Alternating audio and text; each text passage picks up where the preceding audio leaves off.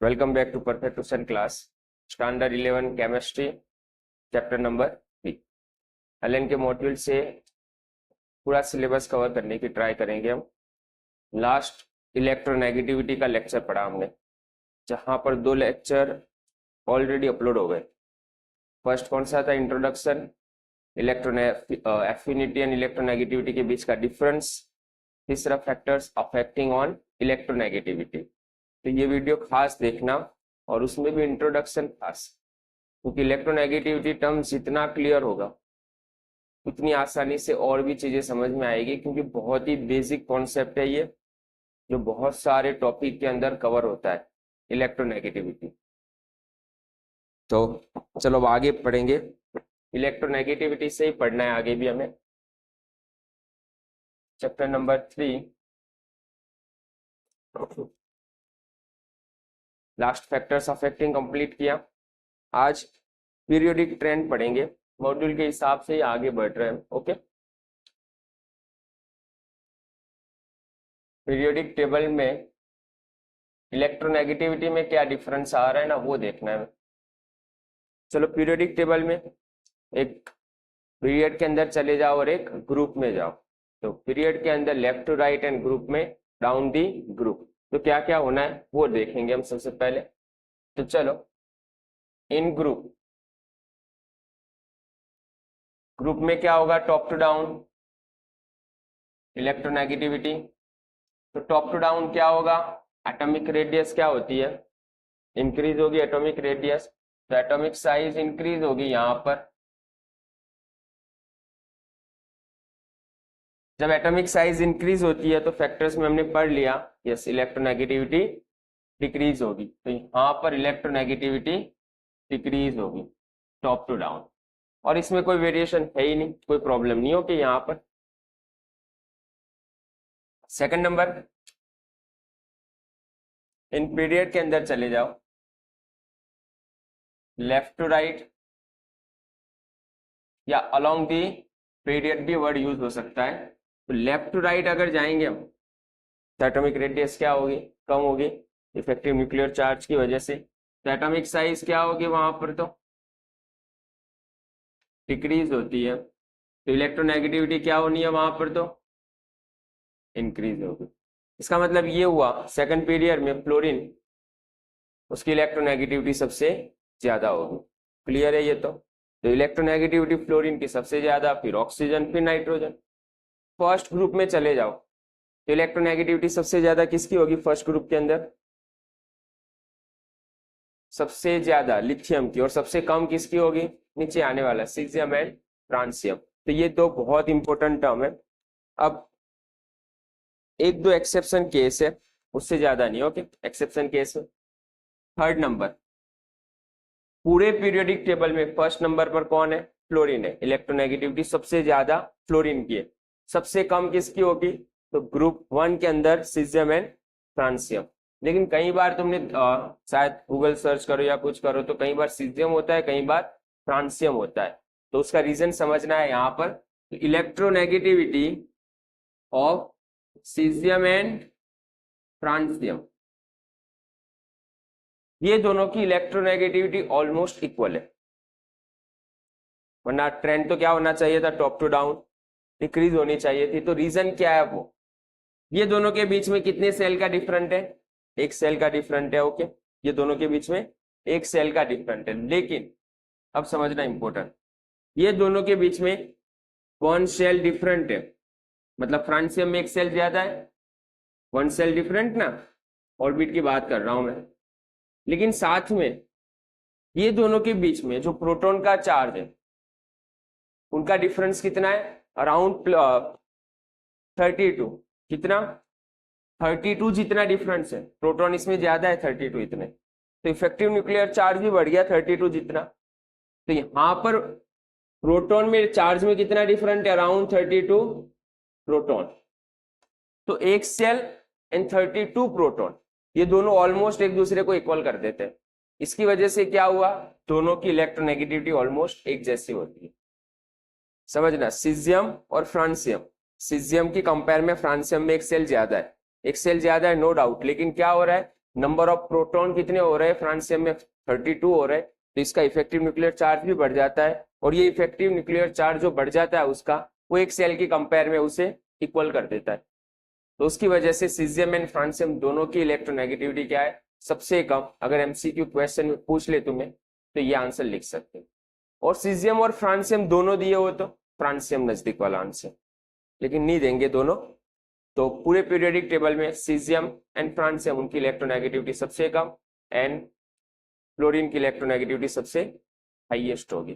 तो again important MCQ था। एक और वेरिएशन है, हल्का सा वेरिएशन है एल्यूमिनियम एंड गैलियम के अंदर। तो गैलियम जो है उसकी इलेक्ट्रोनेगेटिविटी एल्यूमिनियम की कंपैरिजन में ज्यादा है, और रीजन क्या होगा, ट्रांजिशन कॉन्ट्रैक्शन। तो ट्रांजिशन कॉन्ट्रैक्शन की वजह से यहां पर ये डिफरेंस देखने मिलता है कि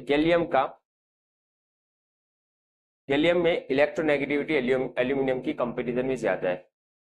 ट्रांजिशन में हमने क्या पढ़ा था, याद करो, पुअर शिल्डिंग इफेक्ट। तो पुअर शिल्डिंग इफेक्ट उसकी वजह से इफेक्टिव न्यूक्लियर चार्ज ज्यादा है, दूसरे कोई एक्सेप्शन नहीं है, ऑलमोस्ट यही चीज तुम्हें याद रखनी है। ओके, एक एमसीक्यू के लिए खास याद रखना, 5th नंबर पॉइंट बता देता हूं मैं तुम्हें। क्लोरीन की इलेक्ट्रोनेगेटिविटी क्या है, क्लोरीन से ज्यादा, लेकिन इलेक्ट्रॉन एफिनिटी किसकी ज्यादा है दोनों में से, अगर इलेक्ट्रॉन एफिनिटी पूछ ले तो क्लोरीन की फ्लोरीन से ज्यादा होगी। तो कई बार स्टूडेंट्स ये दोनों में गलती कर देते हैं। ओके, तो खास याद रखना ये दोनों तो, और बहुत इंपॉर्टेंट एमसीक्यू है ये। इलेक्ट्रोनेगेटिविटी फ्लोरीन की ज्यादा है, लेकिन इलेक्ट्रॉन एफिनिटी किसकी ज्यादा होती है, क्लोरीन की ज्यादा होती है। उसका रीजन भी हमने लास्ट क्लास में डिटेल में पढ़ा है। तो क्लोरीन की इलेक्ट्रॉन एफिनिटी हायर क्यों होती है, तो फ्लोरीन स्मॉल साइज होती है, और स्मॉल साइज की वजह से उसमें इलेक्ट्रॉन की डेंसिटी बहुत ज्यादा है। इलेक्ट्रॉन डेंसिटी ज्यादा होने की वजह से इलेक्ट्रॉन इलेक्ट्रॉन रिपल्सन की वजह से वहां पर क्या हो रहा है, इलेक्ट्रॉन एफिनिटी उसकी बढ़ जाती है। तो ये पीरियोडिक टेबल से रिलेटेड। चलो उसके बाद एप्लीकेशन पढ़नी है हमें, और ये भी बहुत इंपॉर्टेंट है। दिख रहा है ये फरहान, कहां तक, चलो सेकंड नंबर पीरियोडिक टेबल के बाद एप्लीकेशन।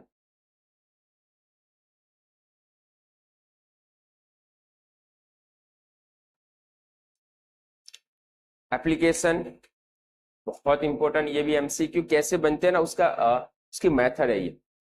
तो चलो सबसे पहले अगर इलेक्ट्रॉन एफिनिटी हमें पता है, दो की कंपैरिजन कर रहे हैं इलेक्ट्रॉन एफिनिटी, और एटॉमिक साइज हमें पता है, तो क्या होगा, एक दूसरे से इन्वर्सनली होगा। तो ये तो डायरेक्टली पता चल जाता है हमें कि इलेक्ट्रॉन एफिनिटी अगर अलग अलग एलिमेंट की गिवन है, जिसकी इलेक्ट्रॉन एफिनिटी ज्यादा होगी उसकी एटॉमिक रेडियस कम होगी।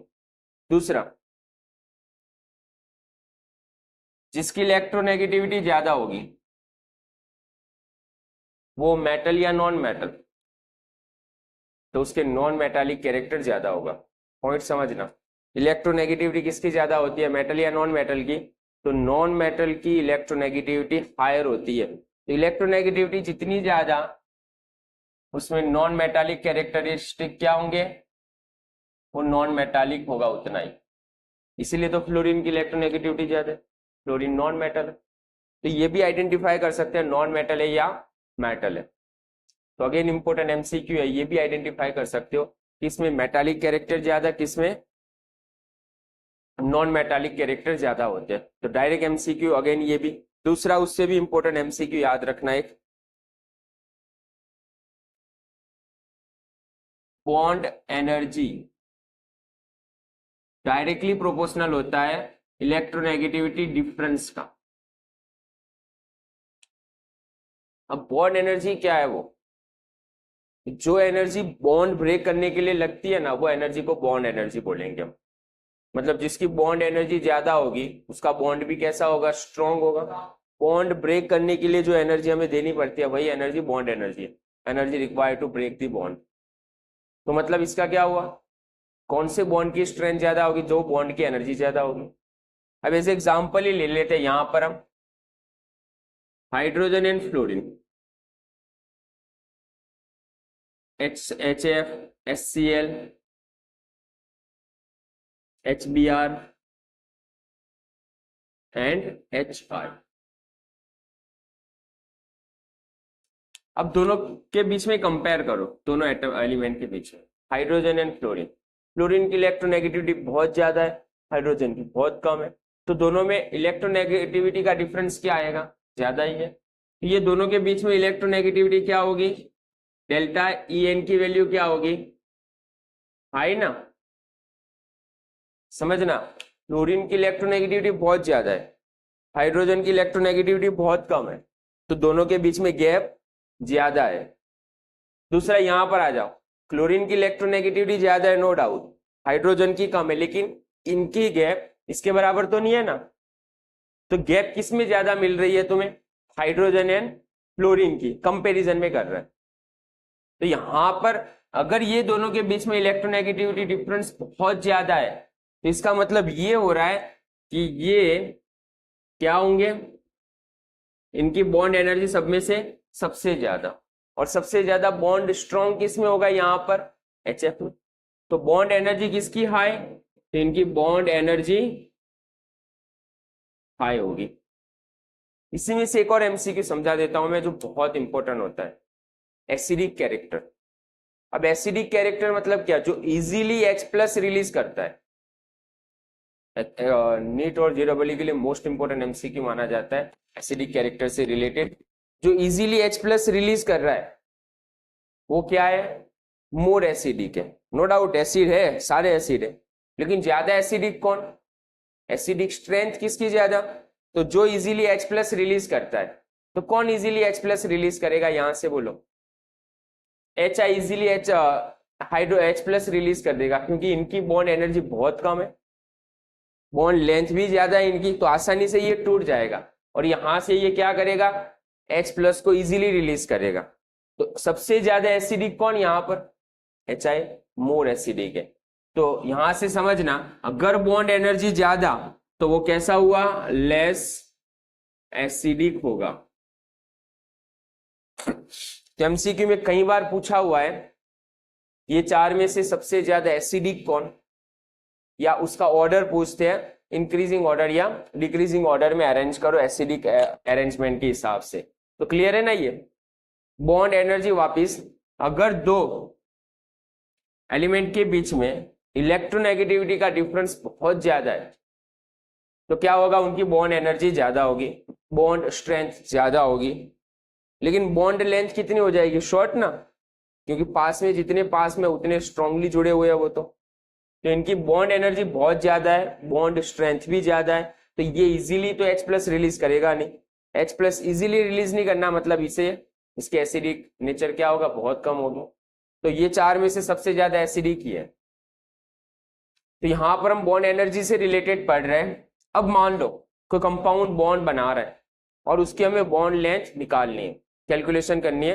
कैलकुलेशन बेस्ड क्वेश्चन है, टेक्स्ट बुक में नहीं है ये, लेकिन इंपॉर्टेंट क्वेश्चन है JEE वालों के लिए। तो बॉन्ड लेंथ कैलकुलेट करनी है हमें, तो उसके लिए क्या करेंगे, तो एक रूल है उसके लिए, शॉमेकर एंड स्टीवनसन रूल लॉ पढ़ेंगे उसके लिए हम।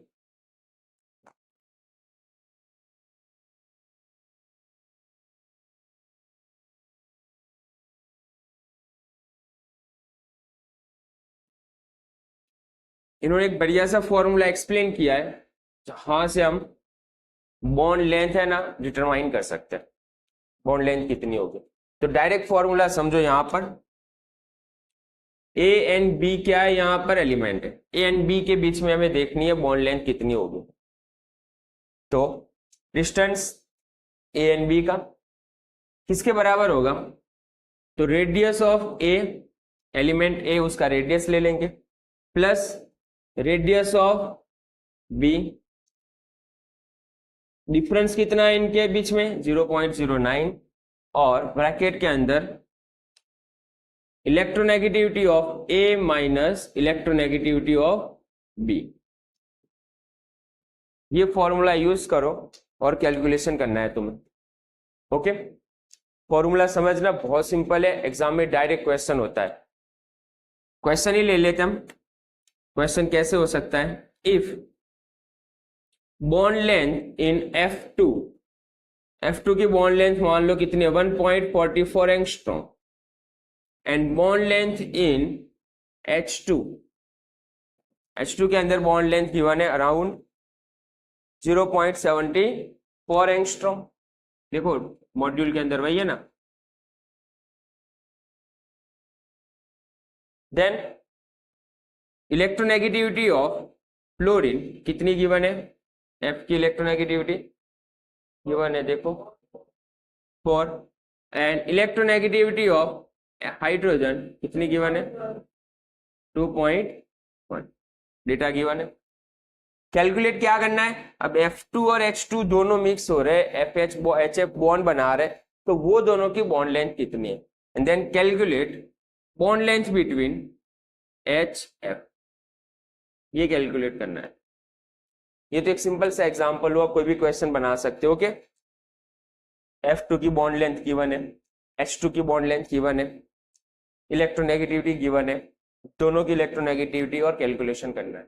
फॉर्मूला आ गया यहाँ पर, बॉन्ड लेंथ गिवन है दोनों के बीच का है ना, तो डायमीटर गिवन होगा, तो हम क्या करेंगे, रेडियस निकालना है तो 2 से डिवाइड कर देंगे, ये भी 2 से डिवाइड करेंगे।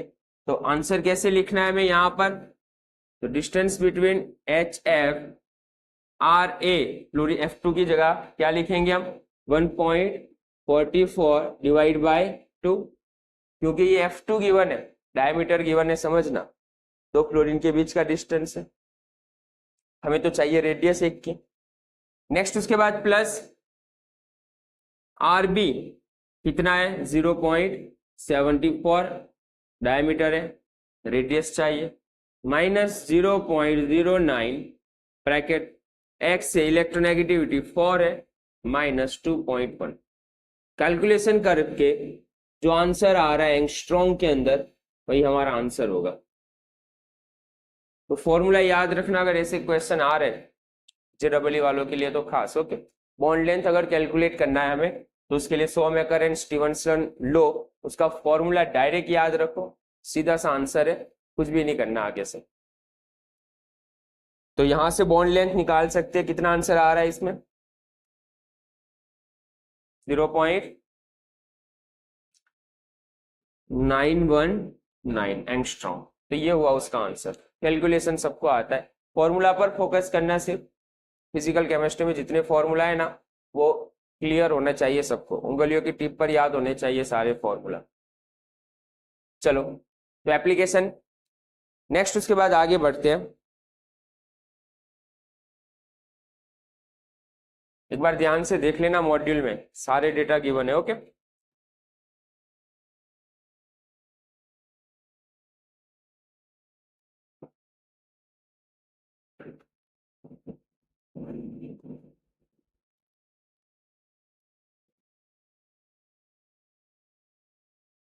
चलो नेक्स्ट उसके बाद मोस्ट इंपोर्टेंट टॉपिक स्टार्ट कर रहे हैं, एसिडिक एंड बेसिक स्ट्रेंथ। चलो फोकस करना है यहां पर, 3rd number application, acidic and basic strength. ये एमसीक्यू समझ लेना, इससे रिलेटेड एक एमसीक्यू होगा एग्जाम में, एसिडिक एंड बेसिक स्ट्रेंथ से रिलेटेड एक एमसीक्यू होता है। चलो सबसे पहले हम हाइड्राइड से रिलेटेड पढ़ेंगे, हाइड्राइड।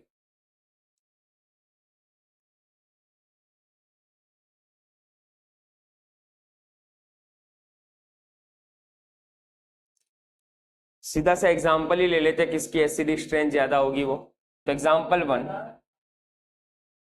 नहीं, चलो यहां पर HF HCl HBrN HI, ये 4 में एसिडिक स्ट्रेंथ सबसे ज्यादा किसकी, अभी बता दिया मैंने, एसिडिक स्ट्रेंथ सबसे ज्यादा किसकी। तो एसिडिक स्ट्रेंथ के लिए सबसे इंपॉर्टेंट पॉइंट क्या है, जो इजीली क्या रिलीज कर रहा है, H+ रिलीज कर रहा है। तो आसानी से H+ कौन रिलीज कर रहा है, HI, इजीली H+ तो रिलीज करेगा ना, क्यों, क्योंकि उनके बीच में क्या है, बॉन्ड लेंथ बहुत ज्यादा है, बॉन्ड एनर्जी उनकी ज्यादा है, तो ये इजीली H+ रिलीज कर देगा सॉल्यूशन में।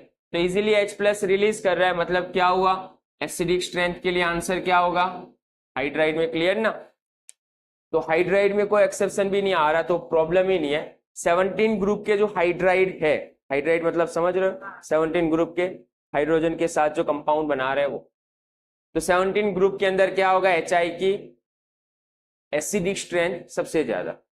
सेकंड एग्जांपल ले लेते हैं उसके बाद नाइट्रोजन फैमिली से, NH3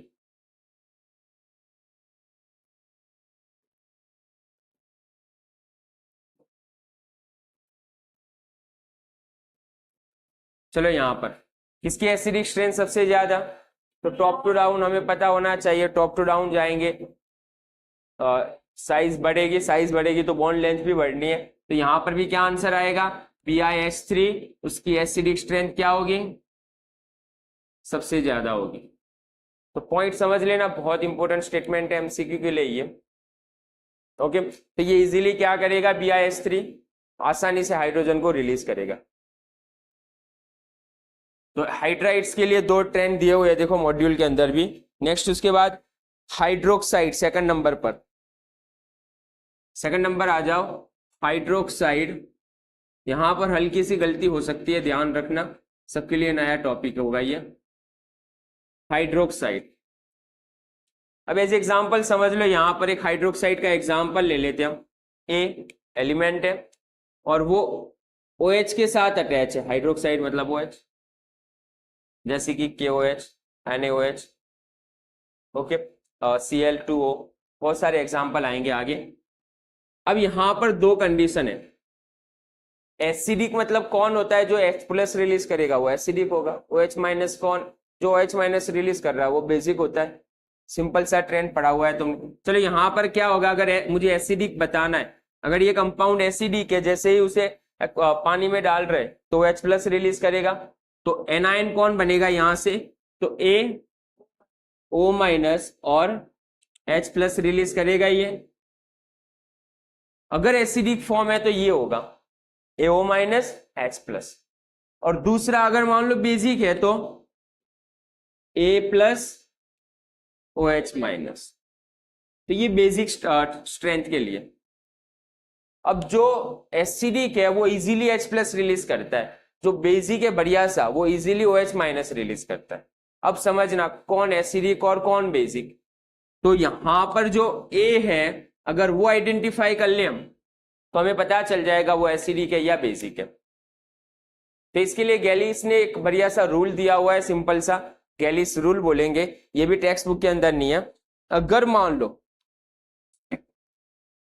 ए क्या है, नॉन मेटल, ए अगर नॉन मेटल है और उसकी इलेक्ट्रोनेगेटिविटी कितनी है,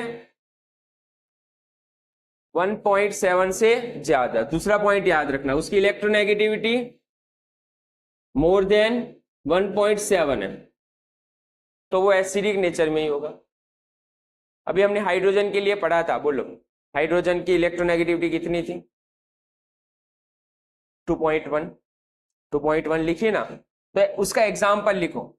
एक ही जगह पर अगर मैं मान लो क्या लिख लूं, एक ही जगह पर अगर मैं लिख लेता हूं H और OH तो है ही, तो ये एसिडिक होगा या बेसिक होगा, एक ही जगह पर लिख रहा हूं मैं, समझना, नॉन मेटल तो है ही, तो ये क्या हुआ, एसिडिक हुआ।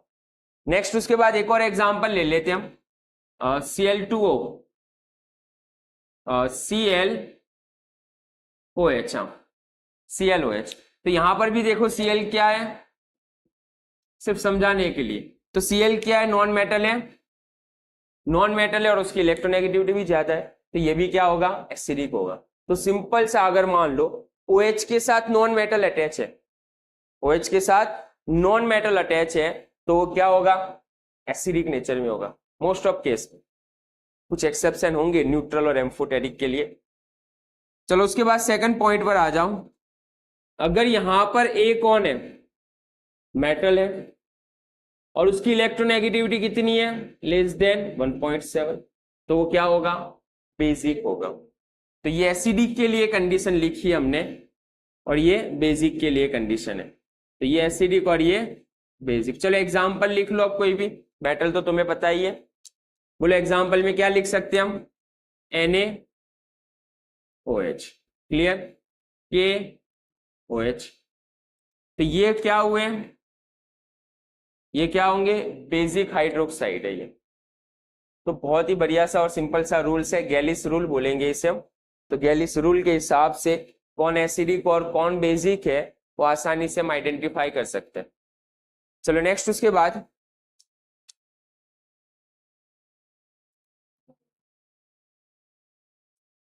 स्क्रीनशॉट ले लेना और नोट्स खास लिखना। ओके, हाइड्रोक्साइड पढ़ा हमने, फर्स्ट नंबर क्या पढ़ा, हाइड्राइड, दूसरा हाइड्रोक्साइड, अब तीसरा जो आ रहा है अगेन मोस्ट इंपोर्टेंट, तीनों में सबसे इंपोर्टेंट ये सुनो, तीनों में सबसे इंपोर्टेंट है ये, थर्ड नंबर पर है ऑक्साइड।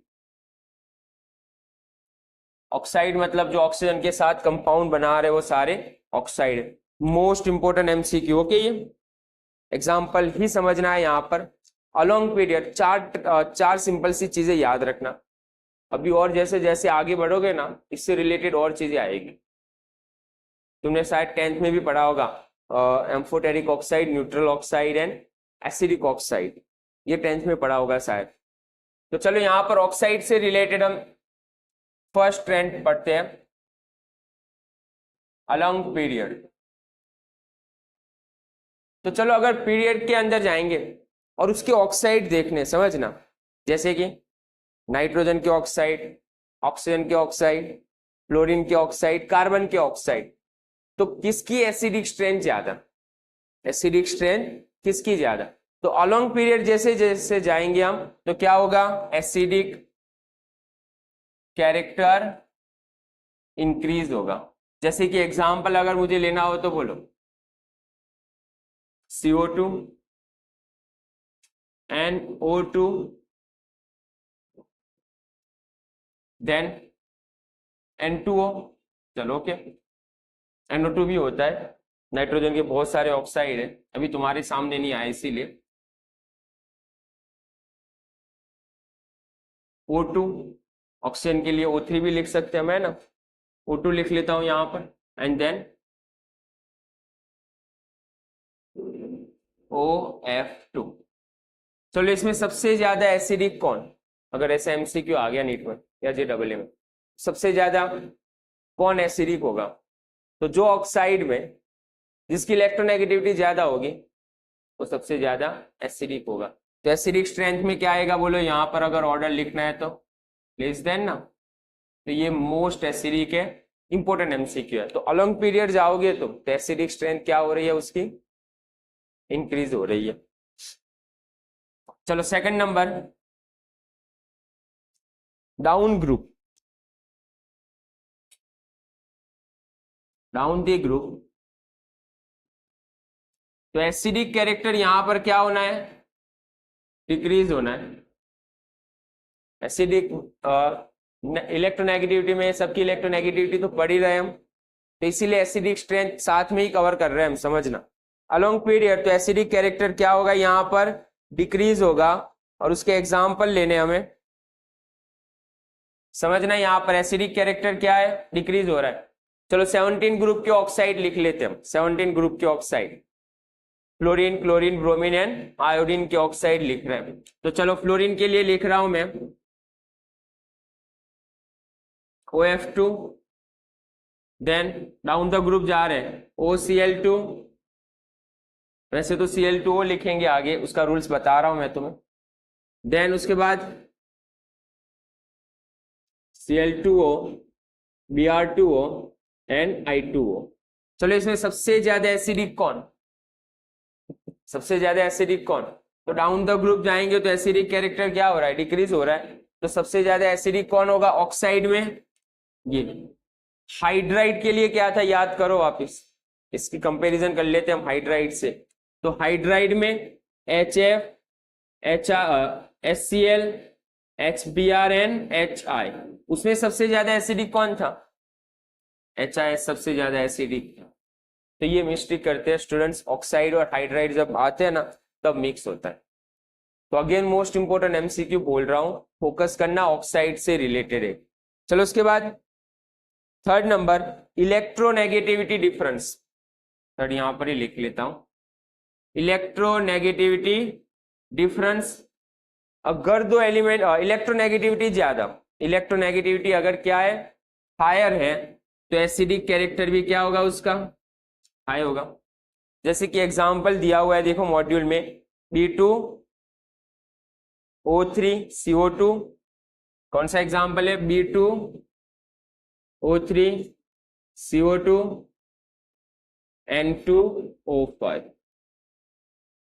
बोरॉन का ऑक्साइड, कार्बन ऑक्साइड, नाइट्रोजन का ऑक्साइड, ये तीनों ऑक्साइड में इलेक्ट्रोनेगेटिविटी किसकी ज्यादा, तो ऑक्साइड के साथ जो अटैच है यहां पर नाइट्रोजन, कार्बन एंड बोरॉन, किसकी इलेक्ट्रोनेगेटिविटी ज्यादा है तीनों में से, नाइट्रोजन की इलेक्ट्रोनेगेटिविटी ज्यादा, मतलब ये सबसे ज्यादा क्या होगा, एसिडिक होगा। तो ये ट्रेंड कंपलसरी याद रखने हैं तुम्हें, ओके। तो एमसीक्यू अगर ये ट्रेंड याद है ना तो एमसीक्यू सॉल्व कर पाओगे। लास्ट और उसमें भी सबसे मोस्ट इंपोर्टेंट बोल रहा हूं, चारों में second most important, oxidation state, ध्यान रखना। ऑक्सीडेशन स्टेट, ओएस लिख रहा हूं, ऑक्सीडेशन स्टेट जितना ज्यादा एसिडिक कैरेक्टर उतना ज्यादा, आईएमपी करना, ये एमसीक्यू कई बार आता है। ऑक्सीडेशन स्टेट, एक एग्जांपल ले लेते हैं हम ऑक्सीडेशन स्टेट से रिलेटेड, ध्यान रखना हो कि तुम्हारे लिए नया है। एक है SO2 और दूसरा है SO3, ये दोनों में से मोर एसिडिक कौन, कैसे निकालोगे अब, क्योंकि ये भी सल्फर है, ये भी सल्फर है, दोनों की इलेक्ट्रोनेगेटिविटी भी सेम ना, समझना। यहां तो तुम आइडेंटिफाई कर सकते थे, चलो बस यहां पर, अब यहां पर तो तुम आइडेंटिफाई कर सकते थे कि यस बोरॉन, कार्बन, नाइट्रोजन तीनों के ऑक्साइड है, तीनों की इलेक्ट्रोनेगेटिविटी अलग अलग है, जिसकी इलेक्ट्रोनेगेटिविटी ज्यादा है उसके लिए एसिडिक कैरेक्टर ज्यादा है। यहां पर तुम आइडेंटिफाई कर सकते थे कि फ्लोरीन, क्लोरीन, ब्रोमीन, आयोडीन के टॉप टू डाउन जा रहे हैं, टॉप टू डाउन के ऑक्साइड जो है वो उसकी एसिडिक कैरेक्टर डिक्रीज हो रहा है। तो यहां पर लेकिन क्या है, अब सोचो, यहां पर भी सल्फर, यहां पर भी सल्फर, दोनों सेम है, दोनों की इलेक्ट्रोनेगेटिविटी सेम है, तो किस अब आइडेंटिफाई करना है तुम्हें, अगर सेम एलिमेंट आ रहे हैं जिसकी इलेक्ट्रोनेगेटिविटी सेम आ रही है तो उस वक्त हम ऑक्सीडेशन स्टेट निकालेंगे। ऑक्सीडेशन स्टेट मतलब जो ऊपर चार्ज होता है वो, तो यहां पर कितना चार्ज होगा बोलो, ऑक्सीजन पर -2 का होता है, यहां पर 2 है, मतलब कितना हुआ टोटल 4 का चार्ज होगा। अगर नहीं आ रहा तो कैसे निकालेंगे, एक सिंपल मेथड है, हर बार वैलिड नहीं होगी, कुछ एक्सेप्शन केस आएंगे, रेडॉक्स रिएक्शन में पढ़ाऊंगा मैं तुम्हें ये। तो सल्फर है एक और एक ऑक्सीजन है, किसका ऑक्सीडेशन स्टेट निकालना है हमें, सल्फर ना। ऑक्सीजन पर कितना ऑक्सीडेशन स्टेट होता है, चार्ज -2 का, तो एस कितना हुआ बोलो, यहां पर +4, सामने जाएगा तो +4, तो यहां पर सल्फर का ऑक्सीडेशन स्टेट कितना होगा, +4। जैसे जैसे आगे बढ़ोगे ना ऑक्सीडेशन स्टेट इजी हो जाएगा। चलो यहां पर कितना होगा ऑक्सीडेशन स्टेट, SO3 के अंदर ऑक्सीडेशन स्टेट कितना होगा, यहां पर +4 है, यहां पर कितना होगा यार, +6 होना है यहां पर। किसका ऑक्सीडेशन स्टेट ज्यादा है, SO3 में सल्फर का ऑक्सीडेशन स्टेट ज्यादा, मतलब क्या हुआ, ये ज्यादा एसिडिक। ये बहुत इंपॉर्टेंट एमसीक्यू है, ओके। चलो सेकंड एग्जांपल ले लेते हैं हम, इससे रिलेटेड ही फोकस करना अभी भी। HNO3 और दूसरा HNO2 है। अब फोकस करो, यहां पर भी नाइट्रोजन है, यहां पर भी नाइट्रोजन है, दोनों की इलेक्ट्रोनेगेटिविटी सेम है, तो कौन सा ऑक्साइड, तो क्या करेंगे अब ऑक्सीडेशन स्टेट फाइंड करेंगे। अब चलो यहां पर ऑक्सीडेशन स्टेट कैसे फाइंड करेंगे, तो एक हाइड्रोजन, एक नाइट्रोजन, +3 ऑक्सीजन। चलो हाइड्रोजन का कितना चार्ज होता है, +1, नाइट्रोजन का फाइंड करना है हमें, ऑक्सीजन पर -2, कितना हुआ टोटल बोलो, कितना हुआ, -6 + 1 है तो +5 होगा, -6 से कम करो +5, तो यहां पर ऑक्सीडेशन स्टेट कितना हुआ, +5। डायरेक्ट समझो, -4 + 1 मतलब कितना, -3, सामने जाएगा तो +3, तो मोर एसिडिक कौन, HNO3। निकुल बनकर बात, मोर एसिडिक कौन है, HNO3 इज मोर एसिडिक। तो बहुत इंपॉर्टेंट एमसीक्यू अगेन, ये भी एक और एग्जांपल लिख रहा हूं, फोकस करना, ये एमसीक्यू आ गया है, HClO4 HClO3, थर्ड नंबर का एग्जांपल, HClO4 HClO3 HClO2, इसमें से एसिडिक स्ट्रेंथ निकालनी है, और एक और है HClO। सब में फोकस करो, वही चीज है ना कि क्लोरीन सब में।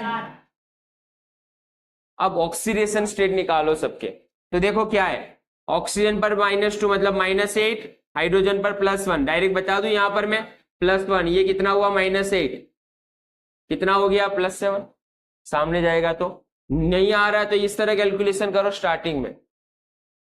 ये मेथड कैलकुलेशन वाली मेथड से कर सकते हो आसानी। तो यहाँ पर +7 का ऑक्सीडेशन स्टेट है।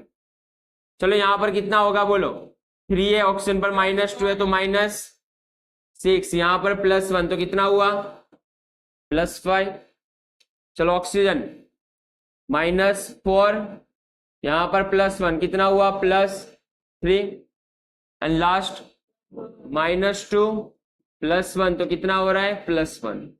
किसमें ऑक्सीडेशन स्टेट ज्यादा, जिसका ऑक्सीडेशन स्टेट ज्यादा उसकी इलेक्ट्रोनेगेटिविटी, अरे उसका एसिडिक स्ट्रेंथ ज्यादा होगा। तो मोस्ट इंपॉर्टेंट एमसीक्यू, यहां से जनरली 2 ही ट्रेंड से एमसीक्यू निकाल दो तब भी समझ में आ जाएगा। फर्स्ट, अलोंग पीरियड कहीं पर भी चले जाओ, कोई भी ऑक्साइड है, 2 ही पॉइंट याद रखना। वो क्या शॉर्ट बता रहा हूं मैं तुम्हें। तो ऑक्साइड के अंदर 2 चीजें देखनी है तुम्हें। ऑक्साइड के साथ में जो अटैच है, ऑक्साइड के साथ जो अटैच है वो, अगर मान लो सब अलग अलग है, जैसे कि यहां पर कार्बन है, नाइट्रोजन है और फ्लोरीन है, तो ऑक्साइड के साथ जो नॉन मेटल अटैच है अगर उसकी इलेक्ट्रोनेगेटिविटी ज्यादा होगी तो वो एसिडिक ज्यादा होगा। फर्स्ट थिंग ये याद रखना। सेकंड नंबर पर, अगर ऑक्साइड के साथ जो अटैच है इस तरह, ओके, दोनों सेम है, तो उसके लिए क्या फाइंड करोगे, उसका ऑक्सीडेशन स्टेट देख लो, आंसर आ ही जाएगा। जिसका ऑक्सीडेशन स्टेट ज्यादा होगा, मतलब 2 ही चीज देखो, ऑक्साइड के साथ जो अटैच है, ऑक्साइड या ऑक्सो एसिड जिसे बोलते हैं हम, दूसरे ऑक्सो एसिड्स के एग्जांपल है, तो उसके साथ जो अटैच है उसकी इलेक्ट्रोनेगेटिविटी ज्यादा, तो वो ज्यादा एसिडिक। ऑक्साइड के साथ जो अटैच है उसका ऑक्सीडेशन स्टेट ज्यादा, तो उसकी एसिडिक स्ट्रेंथ ज्यादा। ये 2 चीजें याद रखना। मोस्ट इंपोर्टेंट एमसीक्यू, आईएमपी कर लेना ये एमसीक्यू को।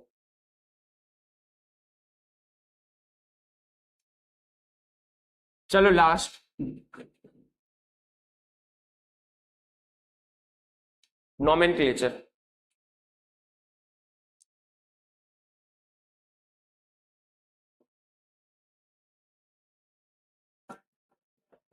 नोमेनक्लेचर लिखोगे कैसे, तो एज एग्जांपल मान लो मैं क्लोराइड का ऑक्साइड लिख रहा हूं Cl2O, तो इसे ऐसे भी लिख सकता था ना मैं, तो OCl2। तो दोनों में से कौन सी मेथड राइट, दोनों में से कौन सी मेथड राइट। तो सबसे पहले जो लिखेंगे वो लेस इलेक्ट्रोनेगेटिव होना चाहिए और बाद वाला मोर इलेक्ट्रोनेगेटिव। तो चलो क्लोरीन है ऑक्सीजन है, दोनों में से इलेक्ट्रोनेगेटिविटी क्लोरीन की कम है, तो उसे आगे लिखेंगे। तो कौन सी मेथड राइट है, ये राइट, जबकि ये क्लियर। दूसरा एग्जांपल, OF2 राइट है या F2O राइट है, बोलो दोनों में से कौन सा राइट है। तो ऑक्सीजन की इलेक्ट्रोनेगेटिविटी क्या है, लेस, तो ये मेथड राइट, ये गलत। तो ये है नोमेनक्लेचर। तो इलेक्ट्रोनेगेटिविटी डिफरेंस के हिसाब से लिखते हैं, आगे जिसकी इलेक्ट्रोनेगेटिविटी कम होती है वो पहले आएगा। HCl लिखोगे या ClH लिखते हैं, HCl लिखते हैं। तो नोमेनक्लेचर में कुछ भी नहीं है, बहुत सिंपल सा पॉइंट था। एक लास्ट क्वेश्चन देख लेते हैं, पोलैरिटी, बॉन्ड पोलैरिटी। चलो बॉन्ड पोलैरिटी क्या होगी, तो जो पोलर नेचर है, पार्शियल पॉजिटिव और पार्शियल नेगेटिव चार्ज जनरेट होता है इलेक्ट्रोनेगेटिविटी डिफरेंस में, तो किसमें पोलैरिटी ज्यादा होगी, चार्ज किसमें ज्यादा होगा, तो जिसमें इलेक्ट्रोनेगेटिविटी का डिफरेंस ज्यादा होगा उसमें। तो बॉन्ड पोलैरिटी किसकी ज्यादा, जिसमें इलेक्ट्रोनेगेटिविटी डिफरेंस ज्यादा, जैसे कि HF, HCl, HBr and HI। तो इलेक्ट्रोनेगेटिविटी डिफरेंस हमें पता है कि इसमें बहुत ज्यादा है, एक की इलेक्ट्रोनेगेटिविटी हाई है और दूसरा लेस है, और ये गैप बहुत ज्यादा है। अगर ये गैप बहुत ज्यादा है तो क्या होगा, इसमें पोलर नेचर भी ज्यादा होगा। पोलर नेचर मतलब क्या, पोलर नेचर समझना, यहां पर बॉन्ड कौन सा है, कोवेलेंट बॉन्ड है, लेकिन इसमें आयोनिक नेचर होता है। पॉइंट समझ रहा हो कि अब एमसीक्यू के लिए अलग पॉइंट ले रहा हूं मैं। इसमें कौन सा बॉन्ड है? कोवेलेंट। पॉइंट समझ रहे हो ना? इसमें बॉन्ड है कोवेलेंट बॉन्ड, जिसे हम बोलेंगे कोवेलेंट नेचर है इसमें, नो डाउट कोवेलेंट नेचर है। लेकिन कोई भी बॉन्ड 100% प्योर बॉन्ड नहीं है। मतलब हम जब बोल रहे हैं कि कोवेलेंट बॉन्ड है ये, तो ऐसा नहीं है कि उसमें सिर्फ ओनली कोवेलेंट ही है, उसमें आयोनिक बॉन्ड भी होता है कुछ अमाउंट में, जिसे हम आयोनिक कैरेक्टर बोलेंगे। आयोनिक बॉन्ड जो बनता है ना, वो भी 100% आयोनिक नहीं है, उसमें भी कोवेलेंट नेचर होता है। तो कोई बॉन्ड प्योर बॉन्ड नहीं होता। तो मतलब क्या हुआ, ये कोवेलेंट बॉन्ड है लेकिन इसमें आयोनिक नेचर तो होगा ना। पॉइंट समझना, इसमें आयोनिक नेचर होगा, तो इसमें आयोनिक कैरेक्टर भी प्रेजेंस है, आयोनिक कैरेक्टर। तो अब इसमें आयोनिक कैरेक्टर सबसे ज्यादा किस में होगा बोलो? अगर मैं पोलैरिटी बोलूं या आयोनिक कैरेक्टर बोलूं, एक ही चीज है। क्योंकि पोलैरिटी में क्या हो रहा है, एक पर प्लस का चार्ज आ रहा है, एक पर माइनस का चार्ज आ रहा है, तो पोलर हुए ना ये, पॉजिटिव पोल नेगेटिव पोल। तो जो ज्यादा पोलर है उसमें आयोनिक कैरेक्टर भी ज्यादा है। तो यहां पर आयोनिक कैरेक्टर किस में ज्यादा होगा? HF में आयोनिक कैरेक्टर ज्यादा होगा। आगे पढ़ेंगे चैप्टर 4 में फजान्स रूल, वहां पर भी पढ़ेंगे इससे बारे में। तो बॉन्ड पोलैरिटी तो बहुत कुछ हमने पढ़ा यहां से, ओके, ये क्लास में, और डिटेल में पढ़े हैं। डायरेक्ट एग्जाम्पल देखकर समझने हैं, कोई थ्योरी नहीं समझनी तुम्हें। यहाँ पर एग्जाम्पल लिखो, उसका कॉन्सेप्ट समझ लो और आंसर आ जाएगा। क्योंकि आंसर एग्जाम में जो क्वेश्चन होगा ना, वो इसी बेस पर होगा, एग्जाम्पल के बेस पर होगा। बस यहाँ पर ध्यान, वो चलेगा। Nature of bond next chapter में कवर करेंगे, चलेगा। मूलिकन एंड पॉलिंग स्केल जो बाकी है ना, electronegativity scale, Mulliken scale and Pauling scale, वो पहले होते थे पुराने सिलेबस में। अब जनरली उससे रिलेटेड है नहीं point, Mulliken scale and Pauling scale से रिलेटेड है। डायरेक्ट डेटा याद रख लेते हैं हम, इसीलिए कोई प्रॉब्लम नहीं है। ओके, कितने मिनट